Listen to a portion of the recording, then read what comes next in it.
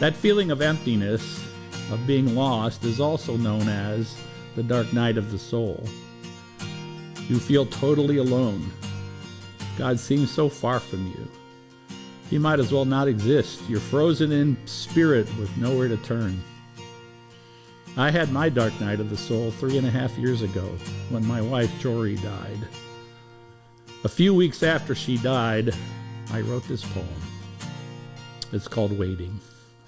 Her hospice bed awaited her arrival, parked beneath the picture window in the living room.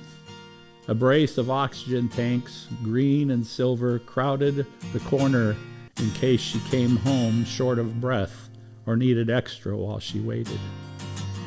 We all stood around that last bed, husband, children, grandchildren, sister, friends, craning our necks, searching up and down the street, waiting for the ambulance bringing her home, worrying, wondering what the coming days would bring. 2 attendants carried her in on a stretcher. She, swaddled toes to chin, called out, "I'm a burrito." We laughed with her, our silent apprehension in smithereens. The hospice nurse asked me, should we take heroic measures if she stops breathing? Jory sang out no before I spoke. Her heroism too deep, too wide to plumb. Our children, grown and trained in love, took up the task of waiting on her every need, and washed and dressed and changed her and turned her and sat with her and me by day and slept by night in shifts in a cot beside her bed. I meant to help. She was my wife. But they, in concert with her will, adjured me rest, for I was old and sick with grief and found the waiting hard. So I, exiled to my lonely bed by family love, found fitful sleep while she slept safe and sound 4 nights more. That last full day we waited, she and I alone, a while, talking little hand in hand, that touch our only intimacy left.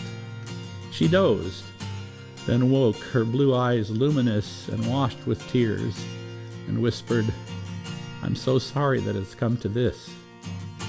I shook my head and whispered back, "You've nothing to be sorry for," and asked, "Is it time for you to go? Are you ready?" "Not yet," she answered. "I think maybe tomorrow." And so it was. She left us on that Sunday, 4 days before her birthday. Her waiting done, yet mine goes on. Our faith tells us we live again beyond death's door.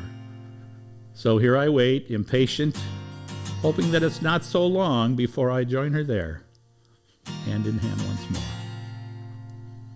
I'm still waiting, but I'm no longer in that dark place. It took a while. I didn't go to church for 2 years. COVID was raging that whole time, so I was fine staying home alone. I drove only 2,000 miles those 2 years. Yet, as I wandered in the dark, flashes of light burst around me in the form of cards, emails, texts, phone calls, surprise drop-ins from my friends, from my kids, even long-lost classmates on Facebook. Even though I didn't feel like turning on the light, God was reminding people who loved me that I needed it. Sometimes we need the dark to be able to see the light. That light is God's love. And the 88th Psalm reminds me that nothing, not even death, can separate us from His love. And wonder of wonders, He uses us to shine it into the blackest corners of the hearts of those wandering in the dark.